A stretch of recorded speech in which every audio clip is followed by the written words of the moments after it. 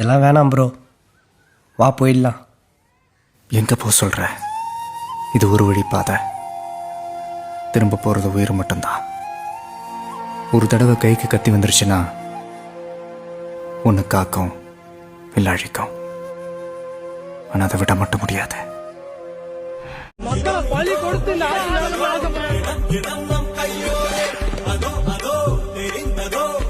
ஒரு ஆமியத்துக்கு அப்புறம் எல்லாமே பிரச்சனை ஆச்சு. எல்லாமே இங்க போலீஸ் பாதுகாப்புலாம் இருக்கா இல்லையா? போலீஸோட கைகள்லாம் கட்டப்பட்டிருக்குன்னு நினைக்கிறேன். போலீஸ் சார், மக்கள் தான் சார் எஜமானர்கள். மக்களுக்காக மட்டும்தான் பயப்படணும், வேற யாருக்காகவும் பயப்படணும்னு அவசியமே கிடையாது. ஏன் இங்க விடுறாங்க? 4 பேர்த்த பலி கொடுத்து நம்ம ஆட்சியில வளரணும்னு ஆசைப்பட்டு தான் இந்த ஆட்சி